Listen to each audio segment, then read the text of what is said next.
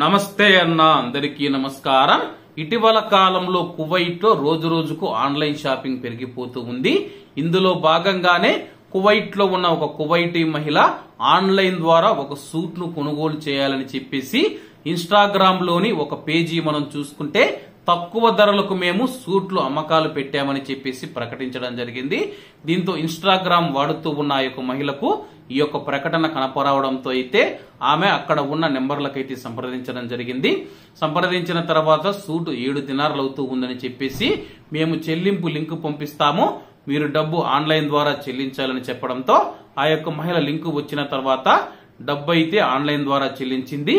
డబ్బు కట్ అయినా సరే కానీ ఆ తర్వాత ఆ యొక్క ఇన్స్టాగ్రామ్ పేజీ ఏదైతే ఉందో ఈ యొక్క మహిళను బ్లాక్ లో ఉంచడం జరిగింది।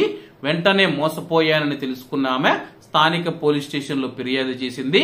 ఆన్లైన్ లో రోజు రోజుకు మోసాలు పెరిగిపోతూ ఉన్నాయని చెప్పేసి కువైట్ లో ఉన్న ప్రజలు జాగ్రత్తగా ఉండాలని చెప్పేసి పోలీసులు సూచిస్తూ ఉన్నారు।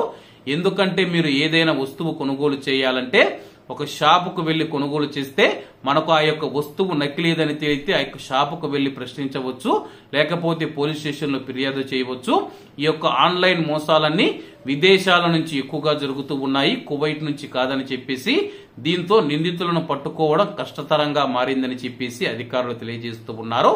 కాబట్టి ఈ యొక్క విషయాన్ని గుర్తుంచుకోవాలని కోరుకుంటూ అందరూ బాగుండాలి, అందులో మనం ఉండాలి। అందరికీ నమస్తే అన్న, జై హింద్।